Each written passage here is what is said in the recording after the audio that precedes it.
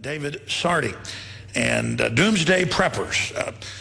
Government hoards food, government hoards water, government hoards giant stockpiles of nuclear weapons and biological weapons, and that's reasonable and good to have a 20-year food supply and underground reactors, underground reservoirs, and giant armored mountains like Mount Weather and Cheyenne Mountain and Colorado Springs and all the rest of it. But if you have a fallout shelter or a storm shelter for hurricanes or tornadoes, if you even dare attempt in any way to have firearms and a year's supply of food and can some stuff like our forefathers just 50 years ago were doing. Forget forefathers, just 50 years ago that was standard. It is bizarre behavior.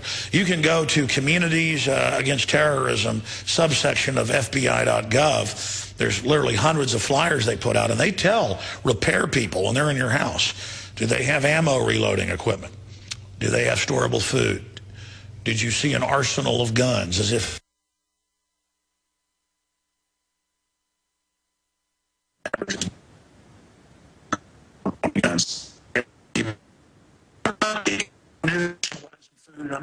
underground railways and all these systems that are admitted. But if we try to be prepared, we are evil. We are bad. It is crazy. I mean, I was crazy 13 years ago with Economist on the air warning of the end of the Glass-Steagall Act and that derivatives would be used to implode our economy and basically bring in a world government. And, of course, now they've announced a world government run by the mega banks that sold us the derivatives. It's in the Economist magazine, Reuters, AP. Ban Ki-moon called for it 2 weeks ago. But I'm still the bad man. I'm still the bad man. See, because being proven right in America and worldwide, that's what's wrong. If you're one of these CNBC liars giving you bad stock picks all day and wrong about 85% of the time, that's good. Being bad is being right, you see. So they have these shows, they try to pick eccentric people out and then try to make it look crazy to prepare. And they've got executive orders to confiscate from hoarders. They call more than 1 week of food under executive orders. Look it up. Just type in executive order outlawing hoarding of food. It'll come up. It's been reissued more than 20 times because each new president has to reissue it or reissue a variance on it. And it's been going on since Kennedy. And sometimes they reissue changes every year on it. So it's more than 20 times they've changed it. But it's all there. Takeover of communications, takeover of all agriculture, confiscation of all food, confiscation of all firearms. It's all on the books. On the books. But our next guest, one of the most popular individuals on the hit, and I mean hit. Everybody I know talks about it. I don't really watch a lot of mainline TV, so I've only seen clips online. But everyone out there talks about Doomsday Hoarders on the CIA-run History Channel, or not History Channel, Nat Geo, same thing. So National Geographic, and he's on there. And a week ago, he put out articles on YouTube saying, help me. I went to the doctor, and they took my guns. And I've actually seen cases in the news, and we're going to them here in a moment, where you have heart surgery, and they say, we think you might be depressed. Go on Prozac. And when you say no, they say, well, that's mental illness, not believing your doctor. We're taking your guns. Or sometimes the government just seizes you and even takes your property. They don't just have CPS that grabs kids, communist pedophile services. They also have these elder service people. And I'm not saying everybody in the bureaucracy is evil, but the overall driving force is. But here he is. I see cases in the news. They admit after Clinton left office, 89,000 veterans had their right to Second Amendment taken because they collapsed in Vietnam or got shot. They just added to their file post-traumatic stress disorder, even though they didn't even have it. No judge, no jury. Not even the 68 Gun Control Act says that they lost their Second Amendment. And so I talked to so many vets who go to buy their grandson at 22. You know, they're 60-year-old Vietnam veteran. And they're like, sorry, you can't buy it. He goes, but I have no criminal record. Call the FBI. They call him. They go, we got some mental illness in your Army file, your Marine Corps file, your Navy file. I know clerks from the military who were never even in combat who can't own guns now. Side issue, let's go to the mind criminal, the evil person, the thought criminal that would dare try to store food. David Sarti, good to have you on with us. We're going to break in a moment, but just give us a taste of what's coming up. Tell us what Well, hold on. There's the break. Again, I'm on the road. Don't have my clock in front of me, my trusty atomic clock. We're going to go to David Sarti right here. We'll do 2 segments with him, and maybe even longer, because Jim Mars just got here, but there's a Mexican food restaurant next door. He's here with his wife and family. He's like, can I get some enchiladas? And I'm like, you know what? Enchiladas and cold beer, that supersedes a radio show. Go over there and pound down some yummies. So the victim disarmament crowd that takes our tax money and creates a giant government armed to the teeth and training for war against the people, including 30,000 drones the federal government has now funded against the American people, spy satellites watching U.S. farmers for environmentalists that want to steal their property. It's all happening. And you go into the doctor, and, well, a few days later they come and take all your guns. When you try to buy a gun, they say, well, you can't have one. And joining us is David Sarti of Doomsday Preppers on Nat Geo. Very popular individual out there, tens of millions a week that watch him, but he can't own a gun. No judge, no jury. Guilty until proven slave. Joining us is David. David, go ahead. Tell us what happened to you, my friend. Well, I heard you talking about the veteran stuff. I don't know if you can see that right there.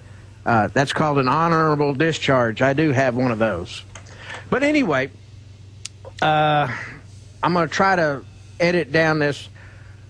Last year, back in, say, November, I thought I was having a heart attack. I was having chest pains, felt like I was suffocating. So I went to my doctor, and he referred me to this cardiologist. So that cardiologist sent me to some tests at a hospital. A month and a half goes by, and I haven't heard nothing from this guy. So I called him up, made an appointment. I went there, and he said, well, they didn't see nothing wrong with my heart. And I told him, I said, well, whatever was wrong, I said, look, this was, I felt like I was suffocating, and this was the closest I ever came to feel like committing suicide. Well, that started it off. He said, are you going to commit suicide? I said, no, I'm not going to commit suicide. I'm not suffocating. I said, suffocation, drowning and stuff like that. You're saying it was a figure of speech. It was a figure of speech. Right. If I was, it's like the people that jumped out of the World Trade Center when it was burning, what, you're going to burn, you're going to jump. You got a choice. But anyway. I said, you told him I'm not going to commit suicide, man. Right. I told him flat out I'm not. And he says, well, when we could stick these tubes in you, he's going to do some kind of trach and make it so you could breathe. I says, if I have to live with tubes in me, I'd just as soon, not get treated and go on. And, well, then he said, well, that sounds like suicidal to me. So I said, no, it's not. And then he says, well, he mentioned that it wasn't my decision. And me being a libertarian, that flew all over me. So I proceeded to get... Oh, not your decision. You will take the vaccines. You will eat GMO. You will take the fluoride. You will do what the little secret police officer, just like Hitler, hired all the doctors to work for him. Oh. I even said, I said, look, everybody at one time or another thinks about it. And he said, well, I've never thought about it. And I called him, basically told him it was full of donkey poo. So... anyway, that went on, and finally he said, he was full of Bill Clinton. Yeah. I thought, he said, you need to go talk to somebody at the emergency room. I said, I don't have time. I can't afford that. Emergency room, I got animals to feed on the farm. You said you're full of Janet Reno. You're full of Janet Napolitano. Right. He says, get over there to the emergency room, and he said, you're full of the federal government. Go ahead. Yeah, and then, I said, look, I don't have time for this. I have animals. I got dogs locked up in the house and everything else. So I went out in the hall, and I heard him calling the sheriff's office. So I skedaddled, and I went home. And maybe again, they're just looking because the government's turning them into spies. And coffee shop people are told folks that are buying cash, call the FBI on them. That's an actual FBI flyer. I'm not joking, folks. I got a video up on Infowars.com about it. My point here is, you're like simply saying, I'm having chest pains. God, this is horrible. It's like maybe I want to kill myself. It's so horrible. You're not going to kill yourself. No, it's a figure of speech. We're going to stick tubes down you and trach you. Well, that's crazy. I'm walking around here in your hospital. I'm saying I've got pain here. And then he's like, well, this is just the way it is. And look, I've had allergy attacks so bad when I made a mistake and rode a bike long distance, like 20 miles. about 5 years ago with my buddy. I went on this long distance, 20-mile, a lot of it mountain biking, while the cedar was popping, or the mountain juniper is what it really is. We call it cedar. And I'm driving home, and I feel like I'm having a heart attack. I can't breathe. Then I get a migraine. And I went to the doctor the next day, and they said, you had a complete allergy attack. This has happened to a lot of people. After I explained I'd been exercising, I'd smelled so much of that cedar that it just coated everything, including my lungs and everything. But I guess I deserve to have my guns taken. Continuing, so you go out there in the hall. He is now calling the sheriff. Right. Well, I heard about the sheriff, so I left, and I went home. And anyway, about 10 minutes after I got here, the sheriff deputies come up, and the logic of sending somebody with a gun after somebody that's going to commit suicide fails me. But I went out there and talked to them, and they told me that I was going to have to come with them, and finally he said, well, you go to the hospital, they'll turn you loose, and he'll even give me a ride back home. So I said, all right, let's get this straightened out. So they didn't cuff me or nothing. They put me in the car, and they took me to the hospital. Well, I talked to this other woman, I guess she was a doctor, after sitting there for about an hour, and talked to her, and I signed an agreement saying, look, I'm not going to commit suicide and all like that. So an hour more goes by. And then, I was like, hey, wait a minute, what's going on here? And then I says, well, look, I'm a prisoner. I considered myself a prisoner, and I stopped cooperating. So I said, no, you're not getting no more blood pressures. I'm not talking to you no more. I want an attorney. And as soon as I said that, that's when they put me in the mental institution at McFarland for observation. And again, just like the Soviets and the Nazis and the Communist Chinese, every dictatorship in the last 100 years has used the mental system as a way to get around due process that everybody fought for. And, if there's a crazy guy on the street corner who thinks he's Joan of Arc, they let him run around with feces running down their legs, drinking Schlitz malt liquor all day. They could care less if you commit suicide. They could care less if you're really crazy. They use it to harass people politically, and I've seen this so many times. So continue. Next, you get your guns taken, correct? Well, no, they took my rights. I found out about it by accident. I mean, I just got the letter saying I had to surrender my handgun permit, but I found out about it because I had been saving up for a Glock 21. And I got out a week later. I had the money. I got my YouTube money, and I said, I'm going to go get my Glock. I got turned down. So then I did an immediate appeal right there as soon as I got turned down, and that's when I found out about the paper.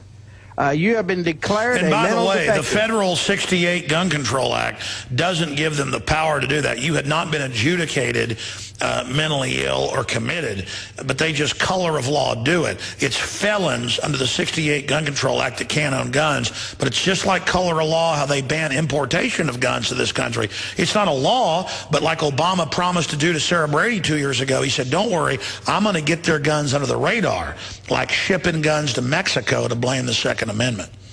Well, basically, I was put in there. I feel they put me in there because I made them mad because I said I was being a prisoner, and I called them a bunch of, basically I told them they were Gestapo at the hospital. Oh, we're doctors, they say. You're not a prisoner. I said, can I go? They said, no. I said, I'm a prisoner, and you're keeping me here against my will. So, they take people's kids that don't take vaccines at birth, even though there's no law. They are a bunch of authoritarian scum. I have witnessed it myself. They might be a nice person to play golf with or go to church with, but they're on these little power trips, and our rights mean jack diddly squat to them. Well, see, that's when they wanted, when I got to the hospital, I got this other little doctor that wants to give me these things called Zeprahodone, whatever it is. It's a psychotropic drug, and I refuse that. So that was another black mark because I was refusing their drugs. You got to take their deadly chemical weapons or you're evil. Yeah, so... Which, by the way, those psychotropic drugs on the insert say they make you crazy and make you commit suicide. Oh, that's what it says. Years to get them. Yeah, I got the printout of the drug immediately from the nurse's station, and I read all the stuff, and that's one of the things it says. It says, but see, because you're the type that would read a drug insert, you're the bad man. You're the terrorist. You're the problem. We'll be right back. We'll give people your YouTube channel, and I'm going to get you on later this week for a full hour to talk about how we support you, because if we don't hang together, we hang separate. If they can trump up charges to take your Second Amendment, they can do it to anybody. Who's that? It's Jim Mars coming up after the break. Best-selling author, first guy to teach a class on the JFK assassination at college level, former crime reporter for the Fort Worth Star-Telegram. He's here with me in Dallas at the historic Lakewood that was built before you were born, buddy, and me too. Now, listen, David, your case is the same thing that millions of Americans are putting up with every year. But because you are prominent and a well-spoken guy, I want to try to help you out as best we can. I want to get you back on the show for a full hour so you can really break all this down and take calls and hear from other victims of this extrajudicial medical tyranny. But in the 4 or 5 minutes we've got left with you, you've got the floor. Where are you now? What else happened? You've been calling for help. You haven't gotten any. Your Second Amendment's just gone. There's no judge. There's no jury. The FBI instant check won't let you have your Second Amendment. Well, I'm in the middle of a bunch of appeals. I talked to a Gun Owners of America attorney, and he said what I should do by myself. And then I got this other letter from the state. See, there was a bunch of petitions going to the governor. Somebody else, one of my viewers, started it, and apparently it got the governor's attention, which then sent me immediately to the Department of Safety, which then immediately sent out a letter asking for my carry permit. Now, I've had a carry permit since they began. I mean, I've never been in any trouble. By the way, you don't need a permit for your right to own a gun. No, it was the thought behind the permit thing was they just wanted people to know, in other words, you had to go out and show that you could actually shoot one and hit the target. That's what it was. Sure. No, I understand all that, but so like, where is it going now? So right now with that, oh man, it's going to be more expensive than I thought. I thought it was just going to be we'll get an attorney and we'll fight it and get me off the nicks. Well, with this latest letter, that means it's going to be at the federal and the state and the local level. So it's going to be going through 3 separate courts in order to fight this. So now again, no judge, no jury, no conviction. And you weren't adjudicated as mentally ill. Just some little control freak at a doctor's office because you wouldn't let them cut your throat open and shove tubes down you. And, who knows, shove up what other places. Now the little trendies have taken your Second Amendment. Yeah, well, they've done that, and oh man, it's probably more than I can handle by myself. I mean, listen, we're going to get you back on in the next few days on the big, weekday show. But this one's big as well. But the weekday show's got about twice as many listeners. So let me just say this now: give people your YouTube channel, email address for folks that want to help you, constitutional lawyers, people that want to, support you in other ways. You got a lot of fans out there, brother, and they're the ones that are mentally ill. The people that want your guns are the bad guys. Your fans and you and me, we're the people that aren't crazy. We're the real Americans with these body snatcher, New World Order commies telling us that we're bad. So tell folks your contact info. Okay, I am DSarti1, first initial, last name, and the numeral 1 at YouTube. That's my YouTube channel, and my Hotmail is davidsarti@hotmail.com. I sent through Skype a link that I made up for a donate link to the legal thing. Something you did say that needs to be done. Anybody that has a case similar to mine needs to contact the Gun Owners of America, because they said that this is something that they have documented happening before. So they need. Wait. Gun Owners is saying they have documented, or they haven't? They have. Apparently this is an abuse of power that they may. No. This happens all the time. This is millions. Mm-hmm. Now, is that an Al-Qaeda operative in the background? Because if a dog barks, that's a sign of evil as well. Perhaps that dog should be put on Prozac or have its teeth taken away. It's Second Amendment. Well, they're looking toward the front gate, so they may be giving me an alarm that the goon squad is out there. But, yeah. You mean our government owners? David, I want you back on for an hour this week. This is a big issue. God bless you. Thanks for coming on, and we're in your corner. All right, thanks. You bet. Jim Mars, everybody's favorite garden gnome, straight ahead. If you believe in this information and want to support its viral spread, go to the InfoWars store at InfoWars.com. We've got the new G.I. Joe InfoWars t-shirts. We've got the incredible Pro Pure gravity-fed filters available at InfoWars.com in the store. We've got a new DVD, Scientists Under Attack, the Don't Tread on Me flag. We've got all sorts of different bumper stickers to help spread the rebellion virally. It's all there. Wristbands, citizen rule books in every order. Order online at Infowars.com today. The water filters, the canteens, it's all there. Infowars.com.